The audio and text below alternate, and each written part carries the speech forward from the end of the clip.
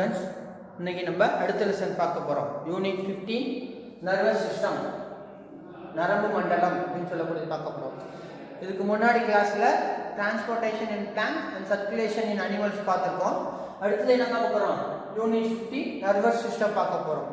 இதில் ஃபர்ஸ்ட் பார்த்தோம்னா nervous system அப்படின்னு என்ன, நரம்பு மண்டலம் அப்படின்னு சொல்லக்கூடியது. இப்போ நரம்பு மண்டலம் அப்படின்னு பார்த்தோம் அப்படின்னா இது என்னது ரொம்ப முக்கியமானது அப்படின்னு சொல்லக்கூடியது.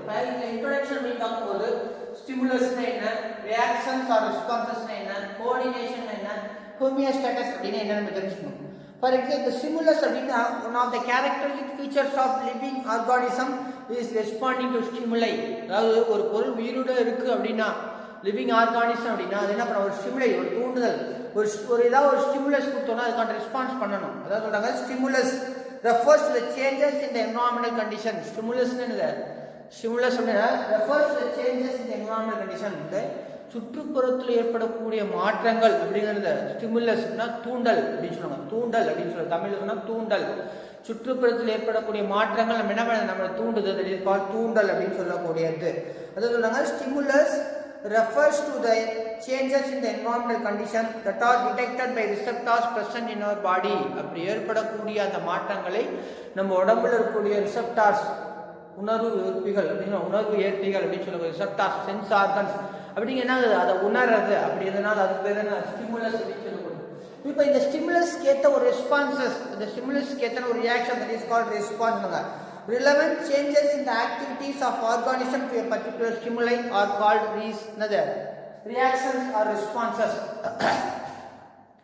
இந்த சுற்றுப்புறத்தில் ஏற்படக்கூடிய மாற்றத்துக்கு ஏற்ற மாதிரி நம்ம உடம்புல ஒரு மாற்றம் ஏற்பட, ஒரு சேஞ்சஸ் ஏற்படுதா இல்லையா, அதாவது relevant changes in the activities of organisms to a particular stimuli is called as response or reaction. தூண்டல், துளங்கல், வினை. அதாவது சுற்றுப்புறத்தில் ஒரு மாற்றம் ஏற்படுது, திடீர்னு குளிருது, திடீர்னு அதிகமாக வெயில் அடிக்கணும், அதுக்கேற்ற மாதிரி நம்ம உடம்புல இருக்கக்கூடிய மாற்றங்கள் ரெஸ்பான்சஸ் அப்படின்னு சொல்லக்கூடியது. இந்த ரியாக்ஷன், ஸ்டிமுலஸ், ரெஸ்பான்சஸ் எல்லாம் எப்படி சார் நடக்குது அப்படின்னா அதுக்கு ஹெல்ப் பண்ணக்கூடியது இந்த நர்வஸ் சிஸ்டம். அது இந்த நரம்புகள், நர்வ்ஸ் அப்படிங்கிறது தான் இதில் முக்கியமான பங்கு இருக்குது அப்படின்னு சொல்கிறாங்க. இப்போ பார்த்தோம் அப்படின்னா நம்ம உடம்புல வெவ்வேறு செயல்கள் இருக்குது, வெவ்வேறு செயல் நடக்குது, ஒவ்வொரு இடத்துலையும் ஒவ்வொரு செயல் நடக்குது. இந்த எல்லா செயல்களையும் ஒருங்கிணைக்கிறது நர்வஸ் சிஸ்டம், ஒருங்கிணைப்பு மண்டலம் அப்படின்னு சொல்லுவாங்க. அதாவது கோஆர்டினேஷன் சொல்லுவாங்க, ஒருங்கிணைக்கிறது. இப்போ இதயம், நுரையீரல், கிட்னி அப்படி தனித்தனியான ஆர்கன்ஸோட எல்லா செயல்களையும் ஒருங்குபடுத்தக்கூடிய வேலை தான் இந்த நர்வஸ் சிஸ்டம் சொல்லக்கூடியது. அது என்ன சொல்லுவோம், பொதுவான இந்த பிரெயின் கண்ட்ரோல் பண்ணுது அப்படின்னு சொல்லுவோம். இந்த brain they are made up of nerve tissues அப்படின்னு சொல்லக்கூடியது. அப்போ நம்ம உடம்புல ஏற்படக்கூடிய எல்லா ரியாக்ஷன்ஸையும் அதை working together various organs in a systematic, controlled and efficient way to produce proper response to various stimuli is called coordination. அதாவது நம்ம உடம்புல இருக்கக்கூடிய வெவ்வேறு உறுப்புகள் வெவ்வேறு ஸ்டிமுலஸ்க்கு ஏற்ற மாதிரி கரெக்டாக செயல்படுறதுக்கு பேர் தான் கோஆர்டினேஷன் அப்படின்னு சொல்லக்கூடியது. இந்த கோஆர்டினேஷன் அப்படிங்கிறது பார்த்தீங்கன்னா எல்லா அனிமல்ஸும் உண்டு. கோஆர்டினேஷன் இன்க்ளூடிங் ஹியூமன் கோஆர்டினேஷன், அதாவது between animals, various cells of organism, விலங்குகள் இருக்கு, மனிதர்கள் இருக்கு, எல்லா உயிரினங்களையும் இந்த கோஆர்டினேஷன் இருக்கு. இப்போ இந்த ஆக்டிவிட்டிஸ் அப்படிங்கிறது இந்த மெயின்டைன் த பேலன்ஸ், இந்த மாதிரி செயல்பாடுகளால் நம்ம சுற்றுப்புற சூழல் என்ன பேலன்ஸாக இருக்கும் அப்படின்னா பிசியலாஜிக்கல் பேலன்ஸ், உடல் ரீதியாகவும் மன ரீதியாகவும் சமநிலை இருக்கணும். Physiological balance that is called homeostasis அப்படின்னு சொல்லுவாங்க. ஏன்னா ஹோமியோஸ்டாட்டிஸ் அப்படின்னு சொல்றது என்ன சொல்றோம் அப்படின்னா, in animals including human, the coordination between the various cells and organs is essential for the diverse activities to maintain physiological balance called homeostasis. மனிதனாக இருந்தாலும் சரி, விலங்குகளாக இருந்தாலும் சரி, இந்த சுற்றுப்புறத்தில் இருக்கக்கூடிய மாற்றத்துக்கு ஏற்ற மாதிரி நம்ம உடம்புல சேஞ்சஸ் ஏற்பட்டு அது அப்படியே பிசியலாஜிக்கல் பேலன்ஸாக கண்டினியூ பண்ணுறது தான் தட் இஸ் ஹோமியோஸ்டாட்டிஸ், உடலை சமநிலைப்படுத்துதல் அப்படின்னு சொல்லக்கூடியது. வெளியில் இருக்கக்கூடிய மாற்றத்துக்கு ஏற்ற மாதிரி உள்ளேயும் மாற்றங்கள் ஏற்பட்டு அதுக்கடுத்து சமநிலையை வச்சுக்கிறது தான் ஹோமியோஸ்டாட்டிஸ் அப்படின்னு சொல்லுவாங்க. இப்போ இந்த நம்ம சொல்லக்கூடிய ஸ்டிமுலஸ், ரியாக்ஷன் ஆர் ரெஸ்பான்சஸ், இந்த கோஆர்டினேஷன், இந்த ஹோமியோஸ்டாட்டிஸ் எல்லாத்துக்கும் முக்கியமான காரணம் என்ன அப்படின்னா இந்த நர்வஸ் சிஸ்டம் அப்படின்னு சொல்லக்கூடியது தான். இந்த நர்வஸ் சிஸ்டம் அப்படிங்கிறது பார்த்தீங்கன்னா made up of nervous tissues. இது எதனால் ஆனது, நரம்பு திசுக்களால் ஆனது. நம்ம படிச்சிருக்கோம், நிறைய டிஷ்யூஸ் படிச்சிருக்கோம். அது மாதிரி பார்த்தோம்னா இது made up of nerve tissues. இப்போ ஒரு நர்வஸ் சிஸ்டம் அப்படின்னா they are three distinct components. அதாவது it is formed of three distinct components. மூணு முக்கியமான காம்போனன்ட்ஸ் இருக்கு. First one neurons, second neuroglia, nerve fibers. ஒரு நரம்பு மண்டலம் அப்படின்னு பார்த்தோம்னா இந்த மூணு மெயினா இருக்கக்கூடியது neurons, neuroglia or nerve fibers அப்படின்னு சொல்லக்கூடியது. இதுல ஃபர்ஸ்ட் பார்த்தோம்னா நியூரான் ஆர் nerve cell. நியூரான் அல்லது நரம்பு செல் அப்படின்னு சொல்லலாம். என்னது? it is a structural and functional unit of the nervous system. இந்த நியூரான் அப்படிங்கிறது தான் நரம்பு மண்டலத்தோட செயல் மற்றும் அடிப்படை அலகு. எப்படி ஒரு அனிமலுக்கு cell is structural and functional விட்டோ இந்த நர்வஸ் சிஸ்டத்துல இந்த நியூரான் ஆர் நர்வ் செல் நரம்பு செல் அப்படிங்கிறது தான் இந்த structural and functional unit of nervous system. It is the longest cell of our human body. மனித உடம்புலயே ரொம்ப பெரிய செல் இது அப்படின்னா இதுதான். It is the longest cell of human body. The length is 100 micrometer. என்னது 100 micrometer length இருக்கக்கூடிய அத சொல்றாங்க. It is the longest cell of the human body with the length of over 100 micrometer அப்படின்னு சொல்லப்படுது. That is highly specialized. இந்த செல்லுக்கு ஒரு special highly specialized சிறப்பு தன்மை இருக்கு. Highly specialized to detect, receive and transmit different kinds of stimuli. என்னது முக்கியமான to detect கண்டுபிடிக்கிறது, receive அது ஏற்கிறது and transmit கடத்துறது. அதுல different kinds of stimuli நம்ம உடம்புல இருக்கக்கூடிய வெவ்வேறு வகையான தூண்டல்களை டிடெக்ட் பண்றது, ரிசீவ் பண்றது, டிரான்ஸ்மிட் பண்றது அப்படிங்கிற ஒரு ஹைலி ஸ்பெஷலைஸ்டு செல் தான் இது இந்த நியூரான் அப்படின்னு சொல்லக்கூடியது. இந்த நரம்பு செல் அப்படின்னு சொல்லுவாங்க. என்னது? நரம்பு மண்டலத்தின் செயல் மற்றும் அடிப்படை அலகு. மனித உடல் இருக்கிறதுலேயே மனித உடம்புல இருக்கக்கூடிய செல்கள்லேயே ரொம்ப லாங்கஸ்ட் செல் அப்படின்னு சொல்லக்கூடியது. இதோட முக்கியமான பணி என்ன அப்படின்னு பார்த்தோம்னா to detect, receive and transmit kinds of stimuli. இதனால தான் என்ன பண்ணுது இந்த நியூரான்ஸ் தான் என்ன பண்ண ஸ்டிமுலை உடற்கின்றோடு கடத்துது. அதன் மூலமாக தான் இந்த இம்பல்சஸ் அப்படிங்கிறதும் கடத்தப்படுகிறது அப்படின்னு சொல்றாங்க. செகண்ட் ஒன்று அப்படின்னு பார்த்தோம்னா neuroglia. That is also called glial cells. இன்னொரு பேர் என்ன சொன்னது glial cells. This non exciting supporting cell of the nervous system. இது நர்வஸ் சிஸ்டத்துக்கு ஒரு சப்போர்ட்டிங் செல். அதான் non exciting supporting cell of the nervous system. It do not initiate or conduct nerve impulses. இது எந்த விதத்துல என்ன பண்ணுது?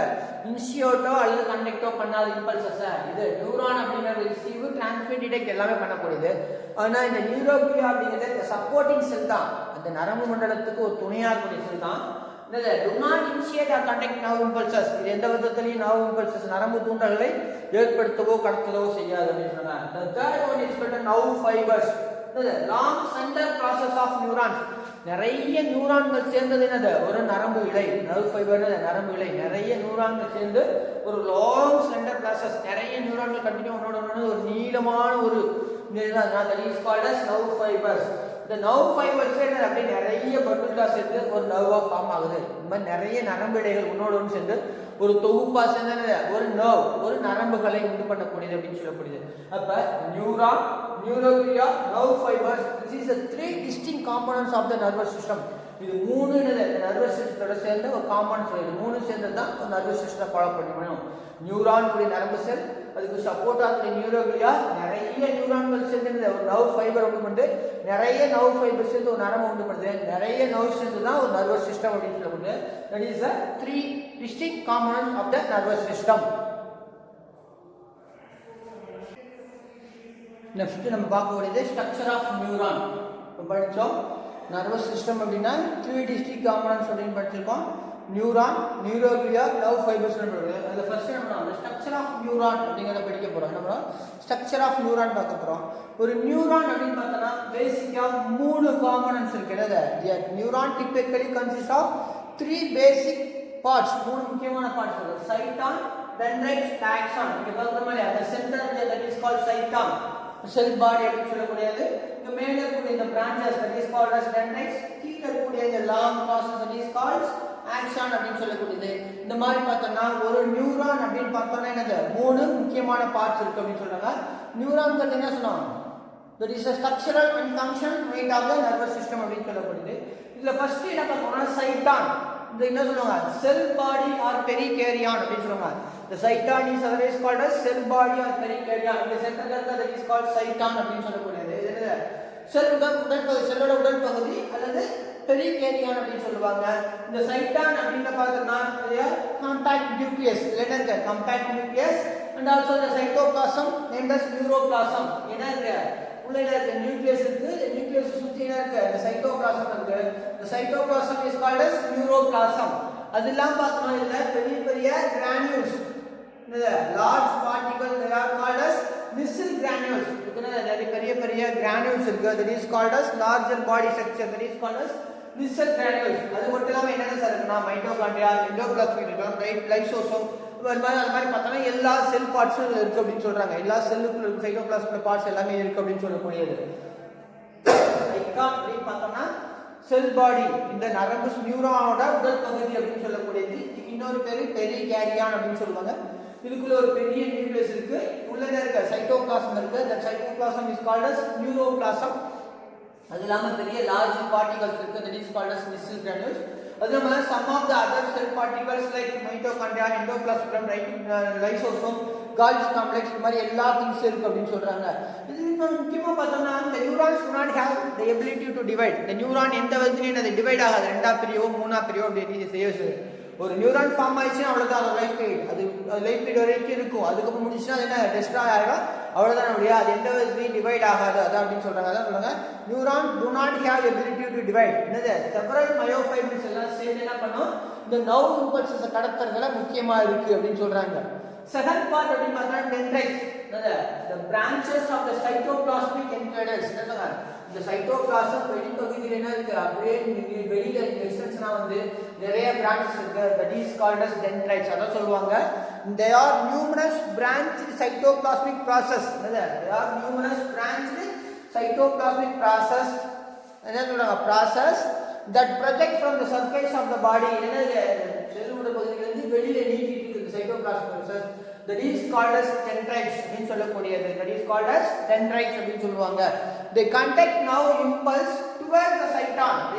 இது நரம்பு தூண்டல்களை சைட்டானை நோக்கி கொண்டு வருது. வேற செல்கள்ல இருந்து அடுத்த செல்கள்ல இருந்து சைட்டான் நோக்கி கொண்டு வருது. அதாவது the increase the surface area. என்னது இந்த branches, நிறைய branches பிரிஞ்சு இருக்கா அப்படின்னா they increase the surface area of the receiving impulses. என்னன்னா அந்த நரம்பு தூண்டல்களை ரிசீவ் பண்ணதுக்கான சர்ஃபேஸ் ஏரியாவை அதிகப்படுத்துறதுனால என்ன பண்ணுது, எப்படி நிறைய பிரான்ச்சஸ் கிளைகளாக பிரிஞ்சிருக்கு. அப்படி பிரிஞ்சதுனால நிறைய சர்ஃபேஸ் ஏரியா இருக்கும்.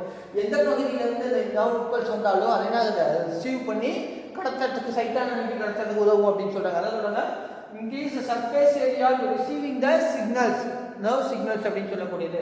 இந்த தேர்ட் பார்ட் அப்படின்னு பார்த்தோம்னா ஆக்சான். இந்த சைட்டானோட லாங் ஸ்லெண்டர் பாடி அப்படின்னு சொல்லுவாங்க. கீழே இருக்கக்கூடிய axon is a single elongated slender projection. என்னதுங்க இது, இந்த சைட்டான் வரக்கூடிய ஒரு சிங்கிள் elongated projection. இதெல்லாம் இருக்கும், அங்க இருந்து நீண்டு இந்த தலை வரைக்கும் இருக்கக்கூடியது ஆக்சான் அப்படின்னு சொல்லக்கூடியது. They are in the terminal branches. The action terminal branches, they are located knob-like section that is called synaptic knob. என்ன இருக்கும், இந்த terminal branches லாஸ்டா ஃபைன் பிரான்ச்சா போயிட்டு they are swelling, knob-like swelling. swelling என்னது கொஞ்சம் அப்படியே வீங்கின மாதிரி இருக்கும். that is called as synaptic knob அப்படின்னு சொல்லுவாங்க. அதுக்கு அடுத்து இந்த ஆக்சானுக்குள்ள axon is made up of a axolemma. அதாவது சொல்லுவாங்க the plasma membrane of axon is called axolemma. இந்த axon இல்லையா, இது மேல இருக்க இந்த plasma membrane that is called as axolemma. அதுக்குள்ள இருக்கக்கூடிய இந்த axolemma குள்ள இருக்கக்கூடிய இந்த பார்ட் axoplasm. அதாவது சைட்டோபிளாசம் மாதிரி இது axoplasm அப்படின்னு சொல்லக்கூடியது. இந்த ஆக்சானுக்கு மேல இருக்கக்கூடிய ஒரு உறை that is called as myelin sheath. என்ன சொல்றாங்க, while the cytoplasm is called as axoplasm. அதுக்கப்புறம் என்ன சொல்றோம்னா it carries impulses away from the cyton. இந்த ஆக்சானோட வேலை என்ன, இந்த இம்பல்சஸை சைட்டானை விட்டு வெளியில எடுத்துட்டு வருது. டென்ட்ரைட் சைட்டானை நோக்கி எடுத்துட்டு வருது செல் பாடிக்கு. செல் பாடி வந்ததுக்கப்புறம் அந்த இம்பல்சஸை சைட்டான்ல இருந்து வெளியே அவே ஃப்ரம் தி சைட்டான் எடுத்துட்டு போகக்கூடியதான் இந்த ஆக்சானோட வேலை. The axon may be covered by a protective covering that is called as myelin sheath. இது மேல இருக்கக்கூடிய அந்த ஒரு கவரிங் மேல that is called myelin sheath. இந்த myelin sheath மேல என்ன இருக்கும், ஒரு மெம்பரேன் இருக்கும். myelin sheath மேல ஒரு மெம்பரேன் இருக்கும் that is called as neurilemma. அதுக்கு பேர் என்னங்க neurilemma அப்படின்னு சொல்றாங்க. இந்த myelin sheath இருக்குனா இதுக்கு மேல என்ன இருக்கு, ஒரு மெம்பரேன் இருக்கு, இதுக்கு பேரு neurilemma. என்னங்க they are made up of a Schwann cells. இந்த neurilemmaங்கிறதுனால அந்த Schwann cells ஆல ஆனது அப்படின்னு சொல்லக்கூடியது. என்ன சொல்றாங்க, which is further covered by a layer of Schwann cells called neurilemma. இந்த myelin sheath மேல Schwann cells ஆன ஒரு லேயர் இருக்கு that is called as neurilemma அப்படின்னு சொல்லக்கூடியது. இந்த myelin sheath அங்கங்க பிரேக் ஆயிருக்கு, அங்கங்க பிரேக் ஆயிருக்கு that is called as nodes of Gann-Mayer. ரெண்டு பார்க்கிறதுக்கு அங்கங்க கண்டினியூவா இல்லாம நிறைய பிரேக் ஆகுது. இந்த இடைப்பகுதி நடு பகுதி அப்படின்னு சொல்லுவோம், அதனால nodes of Gann-Mayer. Gann-Mayeriன் கணுக்கள் அப்படின்னு சொல்லக்கூடியது. இந்த இடைப்பட்ட பகுதி, இந்த நோட்ஸ் இடைப்பட்ட பகுதி that is called as internode. இந்த நோடு இடைப்பட்ட பகுதி that is called as internode. அதாவது சொல்றாங்க nodes of Gann-Mayer. The the gap between the nodes is called as internode. Ranvier node கிடைப்பட்ட பகுதிக்கு பேர் internode அப்படினு சொல்லப்படுது. Myelin sheath இருக்கு. அந்த myelin sheath acts as an insulator and ensure rapid transmission of nerve impulses. இந்த myelin sheath அந்த ஒரு insulator act பண்ணி nerve impulses கடத்துறது முக்கியமானது. Rapid transmission of nerve impulses அப்படினு சொல்றாங்க. rapid ரொம்ப விரைவா வேகமா கடத்துறதுக்கு ஹெல்ப் பண்ணக்கூடியது அப்படினு சொல்லக்கூடியது இந்த myelin sheath. அப்ப ஒரு நியூரான் அப்படினு பார்த்தோம் அப்படினா அதுல மூணு part cyton region, dendrite region, axon region. Cyton ரீஜன்னா உடல் பகுதி மெயின் ரீஜன். டென்ட்ரைட்ஸ் அப்படினா இந்த சைட்டானோட பிரான்ச்சஸ், அந்த பிரான்ச்சஸ் இந்த டென்ட்ரைட்டோட வேலைனா நர்வ் இம்பல்சஸ் சைட்டானோட எடுத்து வருது. இந்த சைட்டானோட ஒரு லாங் டெர்மினல் பிரான்ச்சஸ் நீளமான ஒரு பகுதி ஆக்சான். இது என்ன பண்ண சைட்டான் நர்வ் இம்பல்சஸ் வெளியே எடுத்து போகக்கூடியது. இப்போ இந்த சைட்டான், டென்ட்ரைட்ஸ், ஆக்சான் அப்படிங்கிறது தான் என்னது 3 பார்ட்ஸ் ஆஃப் த நியூரான். நியூரானோட மூணு முக்கியமான பகுதிகள். இந்த நியூரான் அப்படிங்கிறது என்ன சொல்லுவோம் structural and functional of the nervous system. இதுதான் மெயின் நரம்பு தூண்டலை கடத்துறதுக்கு இதான் மெயின் பண்ணுது. எப்படி ஒரு வெளியில இருந்து அப்படின்னா இந்த டென்ட்ரைட்ஸ் இந்த இம்பல்ஸை ரிசீவ் பண்ணி சைட்டான் கொடுக்கும். சைட்டான் என்ன பண்ணுது ஆக்சான் வந்து கொடுக்கும். ஆக்சான் மூலிய டெர்மினல் பிரான்ச்சஸ் கொடுக்கும். இந்த டெர்மினல் பிரான்ச்சஸ் அடுத்த நியூரான் இருக்கக்கூடிய இந்த டென்ட்ரைட்ஸ் ரீஜன் கொடுக்கும். இப்படி கண்டினியூவா தொடர்ந்து வரக்கூடியதான் ஒரு நர்வ் ப்ராசஸ். அது ஹெல்ப் பண்ணக்கூடியதான் இந்த நியூரான் அப்படின்னு சொல்லக்கூடியது. Next types of neurons. நம்ம நியூரான் அமைப்பு பத்தி பார்த்தோம். அதுக்கு அடுத்து types of neurons. நியூரான் எத்தனை வகை இருக்குன்னு சொல்லக்கூடியது. The types of neurons are structurally and functionally they are differentiated into neurons. Neurons என்ன பண்றாங்க அமைப்போட அடிப்படையிலும் செயலோட அடிப்படையிலும் என்ன வெவ்வேறு விதமா பிரிக்கிறாங்க. அத சொல்றாங்க the neurons may be different types based on their structure and function. The neurons may be different types based on their structure and function. அமைப்பின் அடிப்படையில் வெவ்வேறு வகையா இருக்கு. அதோட செயலோட அடிப்படையில வேற வேற இருக்கும். First we discussed about the structural function. The structural neurons. The neuron structure which can take up the they are divided into 3 types of neurons. The structure which என்ன பண்றாங்க structurally neurons may be of the following types: unipolar neuron, bipolar neuron, multipolar neuron. Unipolar neuron இந்த நியூரானோட செல் பகுதியிலிருந்து ஒரே ஒரு பிரிவு மட்டும் வந்து அது வந்து என்ன பண்ணுது டென்ட்ரைட்ஸ் ஆகும் ஆக்சானோ axon that is called unipolar neuron. இதுவரை ஒரே ஒரு செல் பாடி இதுல இருந்து ஒரு பிரிவு தான் வந்திருக்கு. செல் பாடியில ஒரு பிரான்ச் வந்து என்ன பண்ணுது இதுவே என்ன பண்ணுது ஒரு பிரான்ச்ல இருந்து ஒரு பகுதி டென்ட்ரைட்ஸ் ஆகும் ஒரு பகுதி ஆக்ஷன் ஆகும் சொல்லப்படுது. இது செல் பாடி, இது சைட்டான். இப்போ இந்த மாதிரி பார்த்தனா அந்த சைட்டான்ல இருந்து ஒரே ஒரு பிரான்ச்சஸ்னா that is called unipolar neuron. இது எங்க சார் இருக்கும்னா they are present in the early embryos but not in the adult. early embryo இந்த கருவோட ஆரம்ப நிலையில இந்த யூனிபோலார் இருக்கும், அதுக்கப்புறம் இருக்காது. அதான் சொல்றாங்க found in early embryos but not in the adult அப்படின்னு சொல்லக்கூடியது. செகண்ட் அப்படின்னு பார்த்தா பைபோலார் நியூரான். இங்க இது பாரு ஒரு செல் பாடி இந்த சைட்டான் வந்து இது ஒரு பிரான்ச் இது ஒரு பிரான்ச் சரி ஃபர்ஸ்ட் பிரான்ச் அப்புறம் ரெண்டு பிரான்ச்சஸ் இது சைட்டான் இது டென்ட்ரைட்ஸ் இது ஆக்சான் அப்படிங்கற இங்க செல் பாடில இருந்து ரெண்டு பிரான்ச்சஸ் பைபோலார் ரெண்டு துருவங்களா பிரிஞ்சு சேரப்படுது. That is called bipolar neuron சொல்லக்கூடியது. இது எங்க சார் இருக்குன்னா they are present in the retina of eye and the olfactory epithelium of the nasal chamber. olfactory epithelium nasal chamber மூச்சு விடுற மாதிரி nasal chamber அங்க ஒரு epithelium இருக்கக்கூடியது இந்த பைபோலார் நியூரான். யூனிபோலார் அப்படினா ஒரு துருவம் தான் இருக்கு. என்னது ஒரு பார்ட் தான் அது என்ன ஒன்னு டென்ட்ரைட் ஆகும் கொஞ்சம் ஆக்ஷனாக பிரிஞ்சு. ஆனா இதுல ரெண்டு பகுதி இந்த சைடு வந்து இந்த சைடு வந்து பிரிஞ்சுனா ஒரு பார்ட் டென்ட்ரைட் ஆகும் ஒரு போலார் ரீஜன் டென்ட்ரைட் ஆகும் ஒரு போலார் ரீஜன் ஆக்ஷன் ஆகும். That is called bipolar neuron. இந்த தேர்ட் வந்து பார்த்தா மல்டிபோலார் நியூரான். நம்ம பார்த்தோமா இல்லையா இது ஒரு சைட்டான் வந்து ஒரே ஒரு லாங் ஆக்ஷன் ரீஜன் நிறைய பிரான்ச்சஸ் இந்த டென்ட்ரைட்ஸ்க்கு வந்து நிறைய எல்லா டைரக்ஷன்ல போகுது. That is called multipolar neuron. நிறைய பகுதிகளா பிரிஞ்சு இருக்கு. That is called multipolar neuron அப்படின்னு சொல்லக்கூடியது. they are present in the cerebral cortex of the brain. பிரெயின்ல இருக்கக்கூடிய முக்கியமான செல்கள் நர்வ்ஸ் எல்லாமே multipolar நியூரான்களானது. they are made up of the multipolar neuron in the cerebral cortex of the brain. இந்த மாதிரி பார்த்தா இதோட அமைப்பு அடிப்படையில் மூணு வகையா பிரிக்கலாம். யூனிபோலார் நியூரான் ஒரு ரெண்டு பைபோலார் நிறைய இருக்கிறது மல்டிபோலார் நியூரான் அப்படின்னு சொல்லப்படுது. அதுக்கு அடுத்து பார்த்தா functionally different types. on the basis of function neurons categorized on the basis of function neuron categorized sensory or afferent neuron, motor or efferent neuron, associated neurons. இதோட செயலோட அடிப்படையில் இந்த மூணு வகையா பிரிக்கிறாங்க. சென்சரி ஆர் அஃபரண்ட் நியூரான் அப்படின்னா என்னன்னா carry impulses sense organ to the central nervous system. For example இங்க நம்ம கையில ஒரு கிள்றோம் அப்படின்னா இந்த கிள்றது ஸ்கின்ல இருந்து பிரைனுக்கு சென்ட்ரல் நர்வஸ் சிஸ்டத்துக்கு அந்த இம்பல்சஸை கேரி பண்ண போகக்கூடிய அந்த நியூரானுக்கு பேர் தான் என்னது sensory neuron or efferent neuron. இது என்னது நம்மளோட உடல் பகுதியிலிருந்து என்ன இருக்கு பிரெயினுக்கு கொண்டு போகுது. இப்போ பார்க்குறோம் ஒரு பொருள் பார்க்குறோம் அப்படின்னா அந்த ஒளி நம்ம கண்ணில் விழுவுறது அது இங்கே இந்த ஐலேருந்து பிரெயினுக்கு கொண்டு போகக்கூடியதான் சென்சரி ஆர் எஃபரண்ட். அதாவது carry impulses from sensory organ to central nervous system. Sensory organ அப்படின்னது ஐ, இயர், டங்க் அந்த மாதிரி ஸ்கின் அந்த மாதிரி சென்சரி ஆர்கன்ல இருந்து சென்ட்ரல் நர்வஸ் கொண்டு போகக்கூடிய நியூரான் பேர் sensory neuron. Second neuron motor efferent or efferent neuron அப்படிங்கிறது carry impulses from the central nervous system to effector organ. இப்போ நம்ம பார்த்துட்டோம் ஒரு பொருளை பார்க்குறோம் அப்படின்னா பிரெயினுக்கு போகுது. பிரெயினை திரும்ப என்ன பண்ணுது அது என்ன ஆர்கன் அப்படின்னு நமக்கு கண்ணுக்கு புலப்படுத்துது.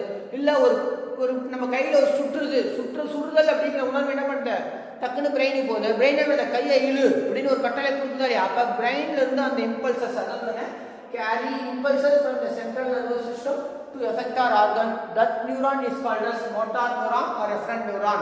அந்த நியூரான் பேர் motor neuron. பிரெயின்ல இருந்து வெளியில வரக்கூடிய இந்த நியூரான் பேர் motor neuron அப்படின்னு சொல்றது. The third one is the associated neurons. மூணாவது பிரான்ச் மூணாவது வகை அப்படின்னா associated neurons. They conduct impulses between என்னது சென்சரி அண்ட் மோட்டார். இந்த மோட்டாருக்கு சென்சரிக்கு நடுப்புற இருக்கக்கூடியது it is called என்னது afferent neuron. For example sensory neuron வெளியில இருந்து பிரெயினுக்கு போகுது. என்னது மோட்டார் நியூரான் இது பிரெயின் அப்படின்னா இது சென்சரி ஆர்கன். இப்போ இது சென்சரி இங்க இருந்து சென்சார்ல இருந்து பிரெயினுக்கு போகுது. மோட்டார் நியூரான் பிரெயினுக்கு சென்ஸ் வருது. இப்போ இந்த ரெண்டையும் கனெக்ட் பண்ணிட்டா இல்லையா இந்த connecting region that is called associate neuron சொல்றாங்க. Carry impulses between sensory and motor neuron.